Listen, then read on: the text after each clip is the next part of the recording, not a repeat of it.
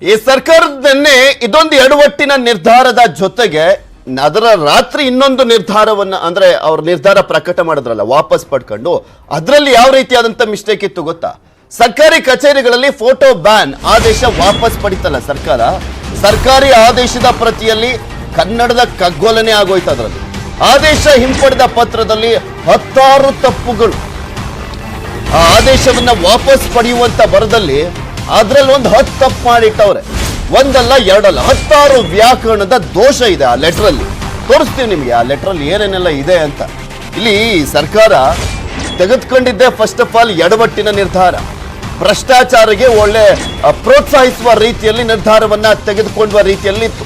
ಅದಾದ್ಮೇಲೆ ವಿರೋಧ ಆದ್ಮೇಲೆ ವಾಪಸ್ ಪಡ್ಕೊಂಡ್ರಲ್ಲ, ಹಿಂಪಡ್ಕೊಂಡ್ರಲ್ಲ ನಿರ್ಧಾರವನ್ನ. ಅದ್ರಲ್ಲಿ ಬೇರೆ 100 ಗ್ರಾಮ್ ಈ ವ್ಯಾಕರಣದ ಮಿಸ್ಟೇಕ್ಸ್ ಬೇರೆ ಇತ್ತು. ಆ ಮಿಸ್ಟೇಕ್ಸ್ನು ಕೂಡ ನಿಮ್ಗೆ ಝೂಮ್ ಆಗಿ ತೋರಿಸ್ತೀವಿ ಏನಿತ್ತು ಅಂತ. ಹಾಕಿದ್ದೆ 4 ಲೈನು ಆ ಪತ್ರದಲ್ಲಿ. ಆ 4 ಲೈನಲ್ಲಿ 10 ತಪ್ಪು ಹಾಕಿಟ್ಟಿದ್ದಾರೆ. ಆ ಆದೇಶವನ್ನ ವಾಪಸ್ ಪಡ್ಕೊಂಡ್ರಲ್ಲ, ಹಾಕಿದ 4 ಲೈನಲ್ಲಿ 10 ತಪ್ಪು ಹಾಕಿಟ್ಟಿರುವಂಥದ್ದು.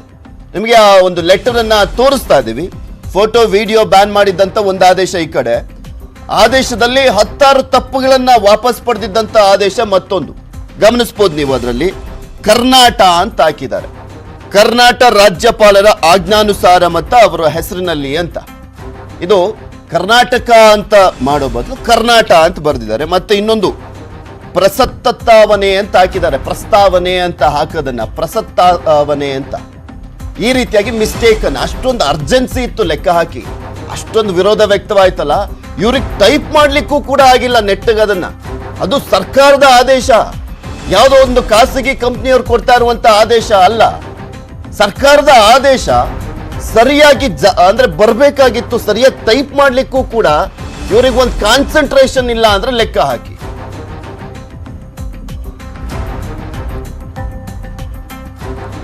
ಇನ್ನು ಸರ್ಕಾರ ಎಡವಟ್ಟನ್ನ ಸರಿಪಡಿಸಿಕೊಂಡ ಬಗ್ಗೆ ಕೆಆರ್ಎಸ್ ಪಕ್ಷದ ರವಿಕೃಷ್ಣ ರೆಡ್ಡಿ ಅವರು ನ್ಯೂಸ್ 18 ಕನ್ನಡದ ಜೊತೆ ಮಾತನಾಡಿದ್ರು. ಅವ್ರು ಏನ್ ಹೇಳಿದ್ರು ನೋಡ್ಕೊಂಡು. ಕೆಆರ್ಎಸ್ ಪಕ್ಷದ ಮುಖ್ಯಸ್ಥರಾದ ರವಿಕೃಷ್ಣ ರೆಡ್ಡಿ ಅವರು ದೂರವಾಣಿ ಸಂಪರ್ಕದಲ್ಲಿದ್ದಾರೆ. Sir, good morning sir.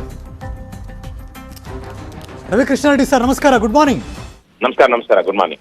ಸರ್ಕಾರ ಯಾವುದೇ ಆದೇಶ ಹೊರಡಿಸಬೇಕಾದ್ರೆ ಪ್ರಜ್ಞಾಪೂರ್ವಕವಾಗಿ ಆದೇಶ ಹೊರಡಿಸಬೇಕು, ಜವಾಬ್ದಾರಿ ಕೂಡ, ಜೊತೆಗೆ ಪಾರದರ್ಶಕತೆ ಬಗ್ಗೆ ತುಂಬಾ ಮಾತಾಡ್ತಾರೆ ಸರ್.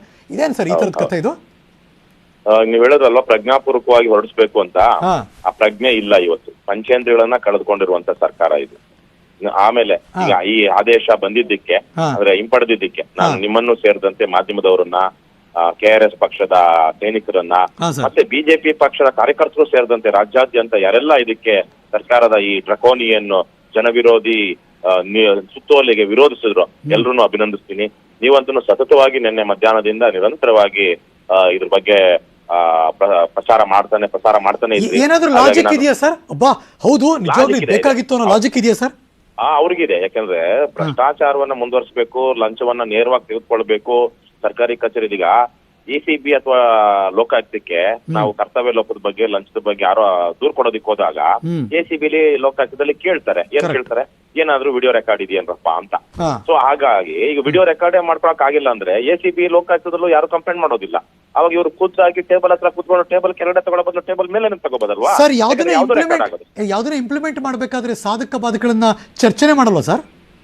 ನೋಡಿ, ಸರ್ಕಾರಿ ನೌಕರರ ಸಂಘ ಅದೊಂದು ರೀತಿಯಲ್ಲಿ ಭ್ರಷ್ಟರ ರಕ್ಷಣೆಗಿರುವಂತಹ ಸಂಘ. ಇವತ್ತು ರಾಜ್ಯದಲ್ಲಿ ಸಿಕ್ಕಾಪಟ್ಟೆ ಸರ್ಕಾರಿ ನೌಕರರು ಭ್ರಷ್ಟಾಚಾರದ ಕೇಸ್ಗಳಲ್ಲಿ ಒಳಗಡೆ ಹೋಗ್ತಾ ಇದ್ದಾರೆ. ಅವ್ರು ಯಾವತ್ತಾರು ಒಂದು ದಿವಸ ಸಭೆ ಮಾಡಿ, ಆಂತರಿಕವಾಗಿ ಸಭೆ ಮಾಡಿ ಠರಾವ್ ಮಾಡಿದಾರ ಸರ್ಕಾರಿ ನೌಕರರ ಘನತೆಯನ್ನ ಎತ್ತಿಡಿಯುವಂತ ಕೆಲಸವನ್ನ ಸರ್ಕಾರಿ ನೌಕರರು ಮಾಡಬೇಕು, ಲಂಚ ತೆಗೆದುಕೊಳ್ಬಾರ್ದು, ಜನರನ್ನ ಸತಾಯಿಸಬಾರ್ದು ಅಂತ. ಅಂತಹ ಒಂದು ಸರ್ಕಾರಿ ನೌಕರರ ಸಂಘ ಹೋಗಿ ಸರ್ಕಾರಕ್ಕೆ ಒಂದು ಲೆಟರ್ ಕೊಟ್ಟ ತಕ್ಷಣ ಇವರು ಸರ್ಕಾರ ನಿಮ್ಗೆ ತೋರಿಸ್ತಾ ಇದೀವಲ್ಲ, ಆ 2 ಆದೇಶಗಳನ್ನ ಗಮನಿಸ್ತಾ ಇದ್ದೀರಾ. ಒಂದು, ಜನರು ಆಕ್ರೋಶ ವ್ಯಕ್ತಪಡಿಸುವಂತ ಆದೇಶ. ಭ್ರಷ್ಟಾಚಾರಗಳಿಗೆ ಸಿಂಹ ಸ್ವಪ್ನವಾಗಬೇಕಾಗಿದ್ದಂತ ಸರ್ಕಾರ ಭ್ರಷ್ಟಾಚಾರವನ್ನ ತಡೆಯುವಂತವ್ರಿಗೆ ಸಿಂಹ ಸ್ವಪ್ನ ಆಗ್ಲಿಕ್ಕೆ ಹೊರಟಿತ್ತು. ಇದೆಲ್ಲದ್ರ ಬಗ್ಗೆ ಕಂಪ್ಲೀಟ್ ಆದಂತ ಡೀಟೇಲ್ಸ್ ಅನ್ನ ನೀಡ್ತಾರೆ ನಮ್ಮ ಪೊಲಿಟಿಕಲ್ ಬ್ಯೂರೋ ಮುಖ್ಯಸ್ಥರಾಗಿರುವಂತ ಚಿದಾನಂದ್ ಪಟೇಲ್ ನಮ್ಮ ಜೊತೆ ನೇರ ಸಂಪರ್ಕದಲ್ಲಿ ಜಾಯಿನ್ ಆಗ್ತಾ ಇದ್ದಾರೆ. ಚಿದಾನಂದ್ ಪಟೇಲ್, ನಾನು ಹೇಳ್ತಾ ಇದ್ದೆ, ಭ್ರಷ್ಟಾಚಾರಿಗಳಿಗೆ ಸಿಂಹ ಸ್ವಪ್ನ ಆಗಬೇಕು ಅಂತ ಸರ್ಕಾರ ರಾಜ್ಯದಲ್ಲಿ. ಆದ್ರೆ ಇವರು ಭ್ರಷ್ಟಾಚಾರಿಗಳ ವಿರುದ್ಧ ಹೋರಾಡುವಂತವರ ಅವರಿಗೆ ಸಿಂಹ ಸ್ವಪ್ನ ಆಗ್ಲಿಕ್ಕೆ ಹೊರಟಿತ್ತು. ಪ್ರಧಾನಮಂತ್ರಿ ನರೇಂದ್ರ ಮೋದಿ ಅವರು ಹೇಳ್ತಾ ಇದ್ರು ನಾ ಕಾವುಂಗ ನಾ ಕಾನೇ ದೂಂಗ ಅಂತ.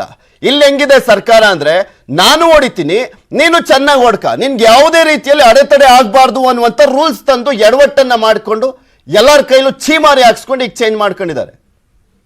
ಖಂಡಿತವಾಗಿಯೂ ಪೃಥ್ವಿರಾಜ್ ಹಾರನಹಳ್ಳಿ ವಿಧಾನಸೌಧದ 3ನೇ ಮಹಡಿಯಲ್ಲಿ ಮುಖ್ಯಮಂತ್ರಿ ಬಸವರಾಜ ಬೊಮ್ಮಾಯಿಯವರ ವಿಶೇಷಾಧಿಕಾರಿಗಳ 3 ಕೊಠಡಿಗಳಿದ್ದಾವೆ. ಇವರ ಕೆಲಸ ಏನು ಅಂತ ಯಾರು ಕೇಳಿದ್ರು ಕೂಡ ವಿಧಾನಸೌಧ ಗೋಡೆ ಕೂಡ ಮಾತಾಡ್ತವೆ.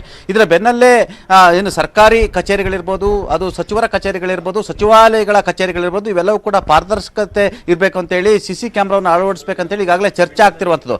ಚರ್ಚೆ ನಡುವೆ ಈಗಾಗಲೇ ಮತ್ತೊಂದು ಕಡೆ ಈ ಸರ್ಕಾರಕ್ಕೆ 40% ಸರ್ಕಾರ ಅಂತೇಳಿ ಗಂಭೀರ ಆರೋಪ ಕೂಡ ಕೇಳಿ ಬಂದಿರುವಂಥದ್ದು. ಈ ಆರೋಪದ ನಡುವೆ ಕೂಡ ಸರ್ಕಾರಿ ನೌಕರ ಸಂಘದ ಅಧ್ಯಕ್ಷರಾಗಿರ್ತಕ್ಕಂಥ ಷಡಕ್ಷರ ಅವರು ಕೊಟ್ಟಂತ ಮನವಿಯನ್ನು ಪುರಸ್ಕರಿಸಿ ಸರ್ಕಾರಿ ಕಚೇರಿಗಳಲ್ಲಿ ಸಾರ್ವಜನಿಕರು ಯಾವುದೇ ಕಾರಣಕ್ಕೂ ಮತ್ತು ಫೋಟೋ ಮತ್ತು ವಿಡಿಯೋವನ್ನು ಮಾಡಬಂತೇಳಿ ನಿನ್ನೆ ಮಧ್ಯಾಹ್ನ 2 ಗಂಟೆಗೆ ಒಂದು ಸುತ್ತೋಲೆಯನ್ನು ನಡೆಸಿತು.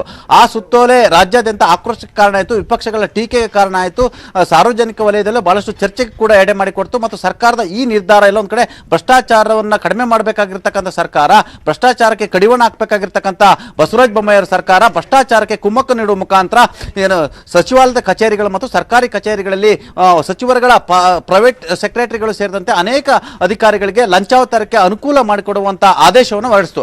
ಆ ಮುಖಾಂತರ ಮುಖ್ಯಮಂತ್ರಿ ಬಸವರಾಜ ಬೊಮ್ಮಾಯಿ ಸರ್ಕಾರ ಯಾವ ಮಟ್ಟಕ್ಕೆ ಇದೆ ಮತ್ತು ಯಾವ ರೀತಿ ಸರ್ಕಾರ ನಡೀತಿದೆ ಅನ್ನೋದಕ್ಕೆ ಇದು ಸಾಕ್ಷಿ ಕೂಡ ಆಗಿತ್ತು, ಕೈಗನ್ನಡಿ ಕೂಡ ಆಗಿತ್ತು. ಇದರ ಬೆನ್ನಲ್ಲೇ ಸಾರ್ವಜನಿಕ ವಲಯದಲ್ಲಿ ಅತಿ ದೊಡ್ಡ ಚರ್ಚೆ ಮತ್ತು ಗ್ರಾಸ ಮತ್ತು ಆಕ್ರೋಶ ಮತ್ತು ಟೀಕೆಗೆ ಕಾರಣ ಆಗಿ ಎಚ್ಚೆತ್ತುಕೊಂಡ ಸರ್ಕಾರ ಬೆಳಿಗ್ಗೆ 3 ಗಂಟೆಯಲ್ಲಿ ಮತ್ತೊಂದು ಆದೇಶವನ್ನ ಮಾಡುತ್ತೆ. ಆ ಆದೇಶ ಏನು ಈ ಒಂದು ಸುತ್ತೋಲೆಯನ್ನು ಹೊರಡಿಸಿತ್ತು, ನಿಷೇಧವನ್ನ ಏರಿ ಸುತ್ತೋಲೆ ಹೊರಡಿಸಿತ್ತು. ಆ ಸುತ್ತೋಲೆಯನ್ನು ಹಿಂಪಡೆಯುವ ಮುಖಾಂತರ ಸರ್ಕಾರ ಕೊನೆಗಳಿಗೆಯಲ್ಲಿ ಎಚ್ಚೆತ್ತುಕೊಂಡಿರುವಂಥದ್ದು. ಆ ಮುಖಾಂತರ ಭ್ರಷ್ಟಾಚಾರಕ್ಕೆ ಕಡಿವಾಣ ಹಾಕಬೇಕಾಗಿರ್ತಕ್ಕಂಥ ಮುಖ್ಯಮಂತ್ರಿ ಬಸವರಾಜ ಬೊಮ್ಮಾಯಿ ಅವರು ಸರ್ಕಾರಿ ನೌಕರ ಸಂಘದ ಅಧ್ಯಕ್ಷ ಷಡಕ್ಷರ ಕೊಟ್ಟಂತ ಮನವಿಯನ್ನು ಪುರಸ್ಕರಿಸಿ ಸಾರ್ವಜನಿಕರಿಗೆ ಫೋಟೋ ಮತ್ತು ವಿಡಿಯೋ ಮಾಡಲಿಕ್ಕೆ ನಿರ್ಬಂಧವನ್ನು ಏರಿ ಹೊಸ ಆದೇಶವನ್ನು ಮಾಡಿರುವಂತದ್ದು ನಾಚಿಕೆಗೇಡಿನ ಸಂಗತಿ ಅನ್ನೋದು ಇದೀಗ ಜನಪ್ರತಿನಿಧಿಗಳು ಸೇರಿದಂತೆ ಅನೇಕರಲ್ಲಿ ಚರ್ಚೆ ಆಗ್ತಿರುವಂತ. ಚಿದಾನ್ ಪಟೇಲ್ ಇದನ್ನ ಸಮರ್ಥನೆ ಮಾಡ್ಕೊಳಕ್ ಹೊರಟಿದ್ರಲ್ಲ, ಫೋಟೋ ಬ್ಯಾನ್ ವಿಚಾರ ನನ್ ಗಮನಕ್ಕೆ ಬಂದಿರಲಿಲ್ಲ, ಗೊತ್ತಾದ ತಕ್ಷಣ ಹಿಂಪಡ್ದೆ ಅಂದ್ರೆ ಏನ್ ಕೆಲಸ ಮಾಡ್ತಾ ಇದ್ದಾರೆ ಇವರು ಅಂತ. ಇಂಥ ಪ್ರಮುಖ ನಿರ್ಧಾರಗಳು ಮುಖ್ಯಮಂತ್ರಿಗಳ ಗಮನಕ್ಕಿಲ್ಲ ಅಂತ ಹೇಳ್ತಾರೆ ಅಂದ್ರೆ ಯಾರಿಗೆ ಇವ್ರು ಅಂದ್ರೆ ಕಣ್ಣನ್ನು ಮುಚ್ಚಲಿಕ್ಕೆ ಹೊರಟಿದ್ದಾರೆ ಅಂತ ಇವರು ಯಾರಿಗೂ ಗೊತ್ತೇ ಆಗಲ್ಲ ಅಂತ ಹೇಳಿ ಕೊಟ್ಟಿದ್ದಾರಾ?